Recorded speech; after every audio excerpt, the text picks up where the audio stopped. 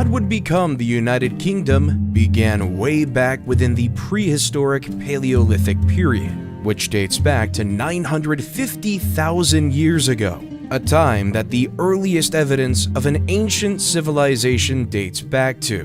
The first settlers that arrived in Britain were hunter-gatherers who traveled from Europe around 8000 BC and are now known as the First Britons.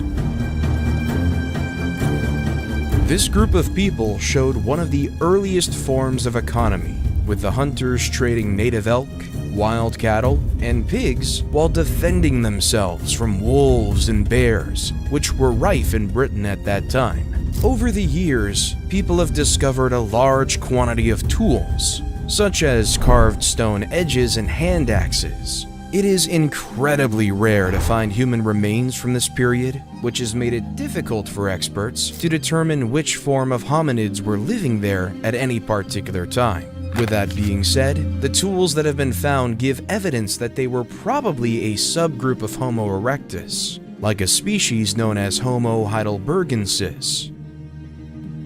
Trying to follow the movements of the Homo erectus is also very difficult, with the early sites that have been discovered being divided by many years and spread out around Europe, making pattern forming difficult. At one time, Britain was part of the European mainland, and not the island we know today. This made it incredibly easy for groups to spread and relocate to other parts of the landmass. As the land moved and water levels rose, groups were cut off and were left to evolve. These early inhabitants relied heavily on both hunting and scavenging, which have been proven by the wooden spears discovered in Essex, which are believed to have been crafted around 450,000 years ago. It is often the stone tools that survive, so finding wooden remains is an incredibly rare and valuable find in terms of the information they provide. The hand axes would often get worn down over the years, with flint flakes chipping off them. It is these flakes that give archaeologists a trove of information, especially when they can trace the technique of making them, the complexity of the tool, and the type of stone used. In fact, hand axes were not used to chop down wood, but were more likely a way of cutting up animal carcasses for eating. Because of the simplicity of the tool and the expertise of the hunters after creating several of them, they've been discovered in high volume at some ancient sites. This proves that groups often returned to certain places and that they chose not to carry the tools with them as they traveled, instead making new ones on arrival.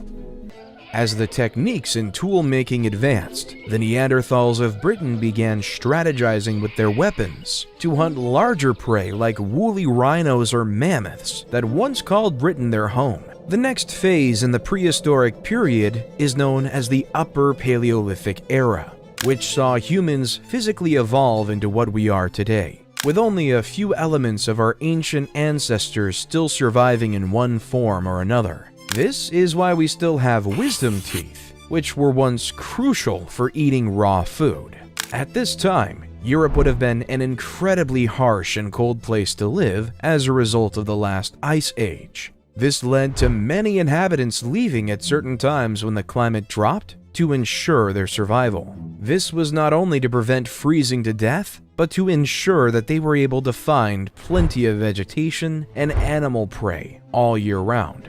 Limestone gorges also offered shelter to people living in Britain around this time, with deep caves and overhangs being invaluable places to set up camp. Around 11,300 years ago, Britain began to warm up, which began a substantial phase of growth, which saw birch and pine trees flourish, as well as other forms of greenery.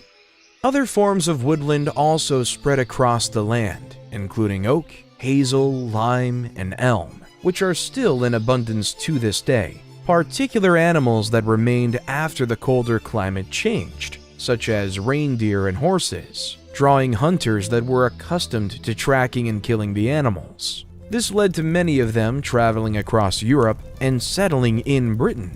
As the climate continued to warm up, many of the inhabitants had to change their prey to red deer and boar, as other animal species migrated or died out. This change of prey forced humans to evolve their tools and technology in order to survive. Around 6,300 years ago, during the Mesolithic period, many groups began setting up winter and summer camps, which allowed them to live in an ideal environment that catered to their needs when the natural climate changed through the seasons. Sticking to one place would use up all their food and resources, such as wood for making fires. Without these things, they would perish. Spending time in another location meant that the local habitat could repopulate again, which humans could hunt once they returned. Coastal sites were often chosen for certain times of the year, which meant that humans began eating a heavy sea-based diet, which mostly consisted of fish and mollusk. This also helped develop tools that could be used to help catch water-based prey, further expanding their knowledge and curiosity about the ocean. The transition from hunting and gathering came about around 4100 BC, which was aided by the arrival of agricultural techniques that came from the east. This was propelled by the population boom seen during the late Mesolithic period, which meant that the animal resources they previously relied on were depleting fast. The British landscape began to change soon after, with the inhabitants making mass flint tools, which were equipped with wooden handles. These were used to clear the land, so that fields, pastures, and settlements could be created. Barley and emmer were the first main crops grown for a vegetative food source, while pigs and cattle were captured and bred so that they could generate their own meat sources, rather than kill them straight away for food. This shift to building a self-efficient settlement saw the first domestic buildings, which included large, narrow wooden buildings known as longhouses. Another form of domestic building were structures for the dead to be stored and respected, known as long barrows. The Neolithic period introduced several huge changes to Britain, especially when it came to technology, landscape, and settlements. The causeway enclosure became popular at this time, which were circular monuments built up banks and ditches forming a ring around the settlement. Structures known as cursuses were often built within the circular banks, with the longest enclosure ever discovered in Britain measuring an incredible 10 kilometers, which is around 33,000 feet.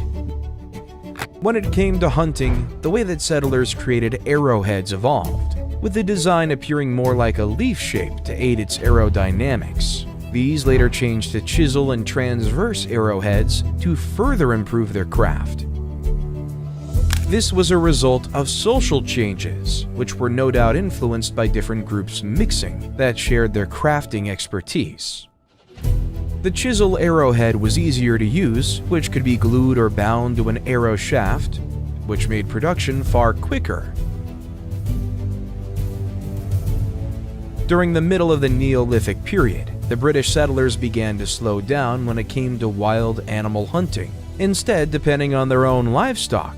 Afterward, arrowheads became less sharpened as they were used as a deterrent against other settlements, stealing livestock rather than killing the thief.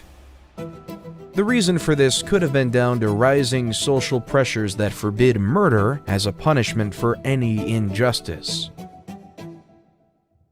Between 2600 and 2200 BC, monuments known as henges were erected, one of which being the famous Stonehenge found in Wiltshire, England. While there is no definitive proof, it is believed that the henges were used for rituals and astronomical observation. Because the ditches are located inside of the banks, experts have concluded that it wasn't used as a form of defense, but rather as a symbol of defense.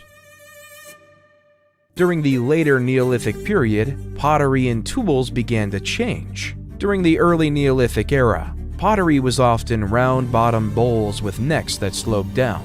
By the late Neolithic, the style changed to flat-based pots that were decorated by etches made during the drying process. These early pots were primarily used to brew and store beer, although dairy products and stews were also contained in them.